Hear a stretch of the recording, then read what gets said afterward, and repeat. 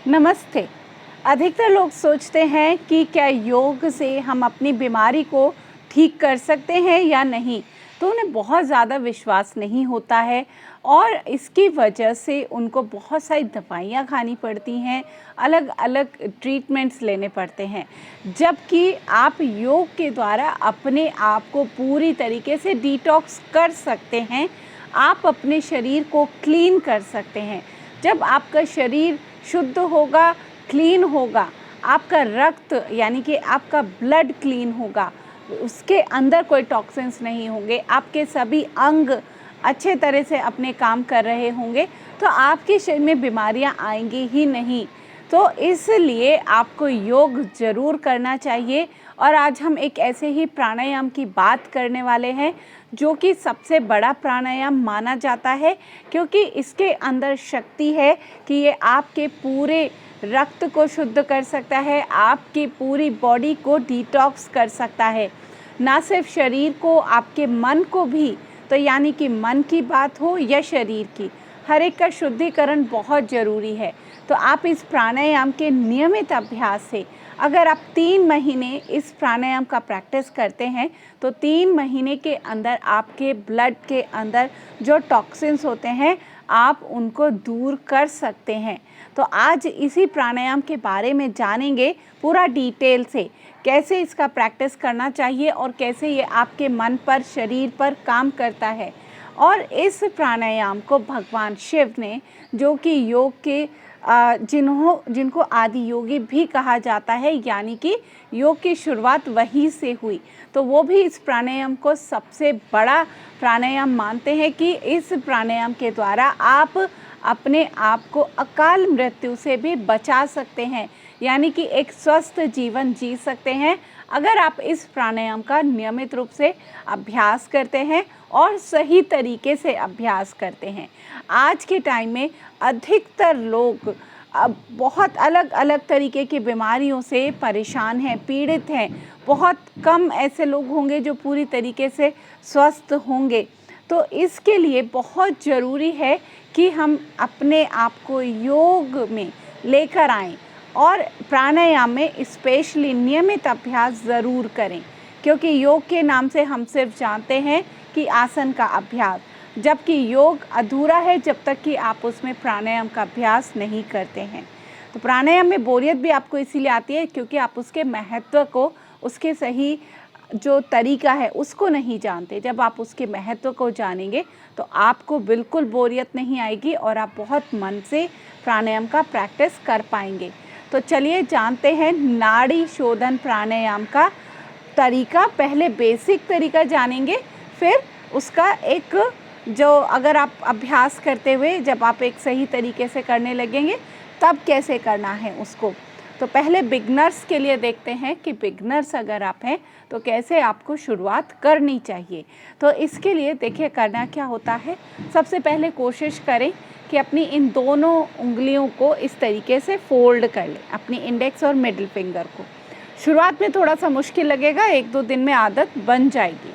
सबसे पहले अपने राइट नॉस्ट्रिल को बंद करना चाहिए हमें, यानी कि बाएं नॉस्ट्रिल से इनहेल करते हुए प्राणायाम की शुरुआत करनी चाहिए।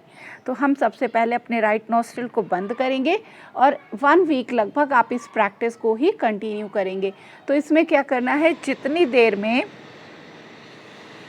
आप इनहेल कर रहे हैं लगभग उतनी ही देर में आपको एक्सेल करना है। यानी कि अगर आप 4 सेकंड में इनहेल कर रहे हैं तो 4 सेकंड में ही एक्सेल करने का अभ्यास आपको करना होगा। इसी तरीके से ऑल्टरनेट ब्रीदिंग आप करते रहेंगे। एक बार देख लेते हैं किस तरीके से करना है।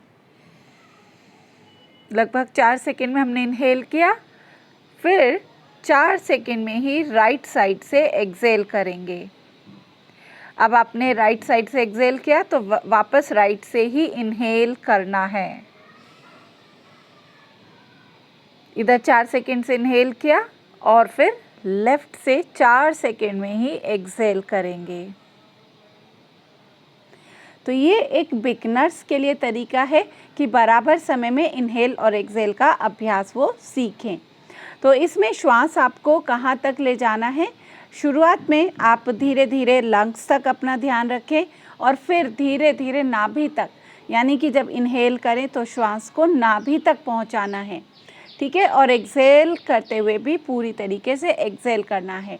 जनरली क्या होता है, अगर हमें इस चीज़ का पता नहीं होता तो हम बस इनहेल और एक्सेल में सिर्फ अपने नोज़ पर यानी नोस्ट्रिल पर ही ध्यान केंद्रित रखते हैं। श्वास कहाँ तक पहुँच रहा है, कहाँ तक पहुँचना चाहिए, उस पर तो हम ध्यान देते ही नहीं हैं, जिसकी वजह से हमें उसका फ़ायदा भी नहीं मिलता है। देखिए, अब जानते हैं इसके अगले नियम की तरफ। जब आप 1 हफ्ते या 10 दिन 15 दिन में बराबर समय में अच्छे से इनहेल और एक्सेल का अभ्यास सीख जाएं, उसके बाद क्या करें। इसके बाद हम एक आइडियल रेशो की तरफ इसका अभ्यास सीखेंगे कि किस तरीके से हमें इनहेल, होल्ड और एक्सेल करना चाहिए। तो यहाँ पर अगर आप 5 सेकेंड में इनहेल करते हैं, पूरा ध्यान आपको देना है जितने सेकेंड में आपने इनहेल किया उसी के अनुसार आपका पूरा रेशो चलेगा, ठीक है। तो अगर हमने 5 सेकेंड में इनहेल करा, श्वास अंदर भरा, तो उसका 4 गुना समय यानी कि 5 सेकेंड का 4 गुना समय हुआ 20 सेकेंड या 20 काउंट। तो आपको लगभग 20 काउंट या 20 सेकेंड श्वास को अंदर रोक के रखना है और फिर 5 सेकेंड का ही दुगना समय लेना है श्वास को छोड़ने में यानी एक्सेल में। तो एक बार देख लेते हैं किस तरीके से, क्योंकि हम यहाँ सिर्फ डेमोन्स्ट्रेट कर रहे हैं तो हम उतना लंबे समय आपको होल्ड नहीं करेंगे, सिर्फ समय आपको बताएंगे कि कितना समय आपको रुकना है, ठीक है। तो चलिए देखते हैं। वापस से राइट नोस्ट्रिल को बंद करेंगे, लेफ्ट से श्वास को अंदर लेकर जाएंगे लगभग 5 सेकेंड में। अब दोनों नोस्ट्रिल को बंद कर लेंगे और लगभग 20 सेकेंड के लिए श्वास को रोक लेंगे अंदर और फिर राइट नोस्ट्रिल को खोलते हुए 10 सेकेंड में श्वास को बाहर छोड़ेंगे। इस तरीके से एक राउंड हमारा पूरा होगा। अब वापस राइट साइड से ही फिर से 5 सेकेंड में श्वास को अंदर भरना है, फिर दोनों नोस्ट्रिल को बंद करेंगे और होल्ड करेंगे और फिर 10 सेकेंड के लिए एक्सेल करेंगे। 10 सेकेंड में अपने श्वास को बाहर छोड़ेंगे। तो देखिए होता क्या है, अब इसमें आप ये जान लें कि आपने जब होल्ड किया तब क्या काम होगा, जब आप एक्सेल करेंगे तब क्या काम होता है। जब हमने श्वास को अंदर लेकर गए तो वो आपके फेफड़ों में जाती है, आपके लंग्स में भरती है वो एयर और वहाँ से रक्त के अंदर पहुँचती है। तो यानी कि वो जो ऑक्सीजन है, एयर है, वो आपके रक्त में पहुँचेगा। और जब आपने श्वास को रोक के रखा 20 सेकेंड, उस 20 सेकेंड के दौरान आपका शुद्धिकरण होगा, यानी कि जितने भी विषैले तत्व आपके रक्त में हैं या शरीर के अलग अलग अंगों से निकलकर आपके वो फेफड़ों में पहुँचेंगे। तो यानी कि सबसे ज़्यादा समय इसीलिए होल्ड को दिया जाता है, क्योंकि पूरा शुद्धिकरण का काम उसी 20 सेकेंड या जो भी आप होल्ड कर रहे हैं उसी समय के दौरान होता है। तो सबसे ज़्यादा समय इसीलिए होल्ड को रखा जाता है। तो जितनी देर आप होल्ड रखेंगे उतनी देर आपका शुद्धिकरण चलता रहेगा, रक्त का, अंगों का, सभी चीज़ों का। और जब श्वास को बाहर छोड़ेंगे दुगने समय में, यानी कि फेफड़ों के अंदर जो भी वो विषैले तत्व आए हैं उनको बाहर हम निकालेंगे एक्सेल के साथ। तो इस तरीके से आप इससे प्राणायाम से अपने रक्त को, अपने अंगों को, अपने मन को, अपने मस्तिष्क को, अपने पूरे शरीर को शुद्ध कर सकते हैं। नाड़ी शोधन, नाड़ियों का शोधन, नाड़ियों के अंदर ही आपका रक्त बहता है और जितने जैसे कोलेस्ट्रॉल हुआ या शुगर लेवल हुए, ये सब एक तरीके से टॉक्सिन्स की तरह हैं और इनको बाहर निकालने का काम करता है प्राणायाम के द्वारा, नाड़ी शोधन प्राणायाम। और नाड़ी शोधन 70% तक आपके जो विषैले तत्व हैं उनको बाहर निकाल सकता है, क्योंकि जो 70% जो विषैले तत्व हैं, जो टॉक्सिन्स हैं, वो सिर्फ सांस के द्वारा बाहर निकलते हैं। और जब आप नाड़ी शोधन प्राणायाम करते हैं तो यानी कि आप 70% तक अपने आप को डिटॉक्स कर पा रहे हैं एक एक प्राणायाम के द्वारा जब आप एक एक राउंड कर रहे हैं नाड़ी शोधन का, उतना ही आप अपने आप को शोधन कर रहे हैं, शुद्ध कर रहे हैं। तो इतना शुद्धिकरण आप किसी भी चीज़ से नहीं कर सकते जितना कि एक प्राणायाम के द्वारा आप अपने आप को शुद्ध कर सकते हैं। जब आपका मन शुद्ध होगा, शरीर शुद्ध होगा, रक्त शुद्ध होगा, एक एक अंग जैसे फैटी लीवर हो गया, हाई कोलेस्ट्रॉल हो गया, हाई ब्लड प्रेशर हो गया, या आपका शुगर लेवल हो गया, या फिर मोटापा भी एक अशुद्धि का ही रूप है जिसमें कि टॉक्सिन्स आपके शरीर में जमा होने लगते हैं, या फिर किडनी के अंदर टॉक्सिन्स का जमा होना, हर एक अंग के अंदर, फेफड़ों के अंदर टॉक्सिन्स का जमा होना, ये सब अलग अलग बीमारियों के रूप में हमारे शरीर में आज के टाइम में इकट्ठा होते जा रहे हैं।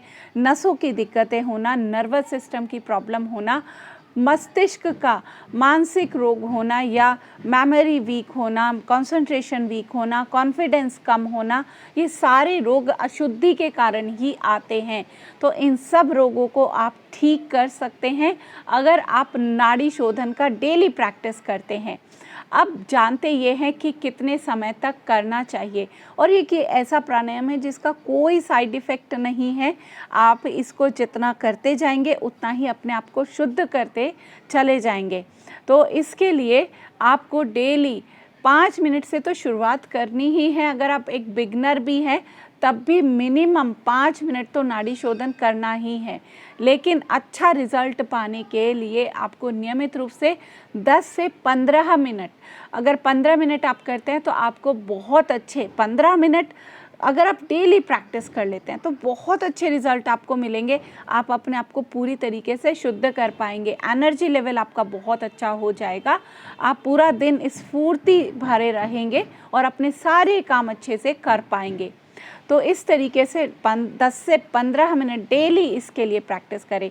सुबह खाली पेट करेंगे, बहुत अच्छा है, और इसको आप दिन में किसी भी समय कर सकते हैं। इसके साथ सबसे कम नियम का पालन होता है, यानी कि आप इसको शाम के समय भी कर सकते हैं या फिर रात को सोने से पहले भी कर सकते हैं। तो एक ऐसा प्राणायाम है जिसको कि आप कर सकते हैं किसी भी समय, और इसके लिए अगर आप पद्मासन लगाकर करेंगे तो और ज़्यादा फ़ायदा होगा। ठीक है, तो वैसे अगर आप नहीं बैठ पा रही पद्मासन में तो सुखासन में, चेयर पर, बेड पर कहीं भी बैठकर कर सकते हैं। लेकिन धीरे धीरे कोशिश करें कि अगर आप पद्मासन लगाकर इस प्राणायाम को प्रैक्टिस करेंगे, जिससे कि आप एकदम करेक्ट पोस्चर में आ जाएंगे, तो आप इसका ज़्यादा फ़ायदा ले पाएंगे। और खुले वातावरण में, जितना आपके आसपास खुला वातावरण होगा, फ्रेश एयर होगी, उतना इस प्राणायाम का असर और ज़्यादा बढ़ेगा और इसका फ़ायदा आप ले पाएंगे। तो मैं यही कहूँगी कि आप इस प्राणायाम का अभ्यास ज़रूर करें और एक स्वस्थ जीवन जीकर जाएं, जिससे कि आप एक रोग मुक्त जीवन जीना एक अलग चीज़ है और एक स्वस्थ जीवन जीना बहुत अलग चीज़ है। तो आप अगर एक बिना बीमारियों के कोई जीवन जीना चाहते हैं और खुशी के साथ अपना जीवन जीना चाहते हैं, तो आपको ये प्राणायाम, नाड़ी शोधन प्राणायाम ज़रूर करना चाहिए। और इस वीडियो को ज़रूर ज़्यादा से ज़्यादा लोगों तक शेयर करें, जिससे ज़्यादा से ज़्यादा लोग इस तक ये बात ज़रूर पहुँचे और वो प्राणायाम को, योग को अपने जीवन का हिस्सा ज़रूर बनाएं। धन्यवाद।